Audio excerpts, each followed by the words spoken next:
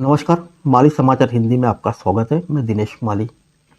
प्यार के लिए पाकिस्तान पहुंची अंजू भारत लौटी। नसरुल्ला से शादी करके बन गई थी फातिमा। आइए जानते हैं विस्तार से। नसरुल्ला के प्यार में पाकिस्तान गई अंजू भारत वापस लौट आई है। अंजू बुधवार को अटारी वाघा बॉर्डर के रास्ते भारत में दाखिल हुई। फिलहाल अभी वह बीएसएफ के कैंप में है। वहीं से उसकी पहली तस्वीर सामने आई है। बता दें कि अंजू राजस्थान में अलवर जिले में भिवाड़ी से अपने पति अरविंद और 2 बच्चों के साथ रहती थी। वह टूरिस्ट वीजा पर पाकिस्तान घूमने गई थी, लेकिन बाद में पता चला कि वह खैबर पख्तूनख्वा में रहने वाले नसरुल्ला से मिलने गई थी। दरअसल नसरुल्ला और अंजू के बीच अफेयर चल रहा था। पाकिस्तान जाने के बाद अंजू ने नसरुल्ला के साथ विवाह भी कर लिया था। अंजू और नसरुल्ला के निकाह की तस्वीरें भी सामने आई थी। आइए जानते हैं कब हुई थी दोस्ती। दरअसल साल 2020 में अंजू और नसरुल्ला की मुलाकात फेसबुक पर हुई थी। नसरुल्ला पाकिस्तान के खैबर पख्तूनख्वा के ऊपरी दीर जिले का रहने वाला है। फेसबुक पर जब दोनों की दोस्ती कुछ और आगे बढ़ी तो दोनों ने एक दूसरे का कॉन्टैक्ट नंबर ले लिया। दोनों की बातचीत व्हाट्सएप पर होने लगी। करीब 2 साल तक यह बातचीत चलती रही। इसी बीच अंजू और नसरुल्ला ने एक दूसरे से मिलने की इच्छा जाहिर की। जब नसरुल्ला ने भारत आने में असमर्थता जताई तो अंजू पाकिस्तान आने को तैयार हो गई। आइए जानते हैं कब किया था वीजा का आवेदन। अंजू ने पासपोर्ट भी बनवा लिया, लेकिन अड़चन थी वीजा की। अंजू ने पाकिस्तान जाने के लिए 21 जून को वीजा का आवेदन किया। अंजू ऑटोमोबाइल कंपनी में काम करती थी, जबकि उसका पति अरविंद इंडो कंपनी में काम करता था। अंजू के पति अरविंद के मुताबिक उसका परिवार मूल रूप से यूपी के बलिया का रहने वाला है, जबकि अंजू का परिवार मध्य प्रदेश के ग्वालियर से है। अंजू और अरविंद की शादी 2007 में हुई थी।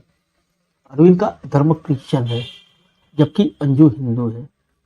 अंजू ने शादी के बाद अपना धर्म बदल लिया था। दरअसल अंजू के बच्चे अरविंद के पास है और उन्होंने साफ कहा कि अंजू को मिलने नहीं देंगे। इस पूरे मामले को लेकर अरविंद पुलिस के पास भी जा चुके हैं और अंजू से पूछताछ भी हो सकती है। हाल ही में नसरुल्ला ने खुलासा किया कि अंजू ने बच्चों पर उन्हें पहले झूठ बोला था। नसरुल्ला ने कहा था कि एक कंपनी के प्रोडक्ट का प्रचार करने के दौरान 4 साल पहले उनकी फेसबुक के जरिए मुलाकात हुई थी। उन्होंने कहा कि साल 2018 में पहली बार मुलाकात हुई। हमें एक दूसरे के देश में जाने के बारे में कोई जानकारी नहीं थी। मैंने पाकिस्तान के गृह मंत्रालय से पूरी जानकारी ली।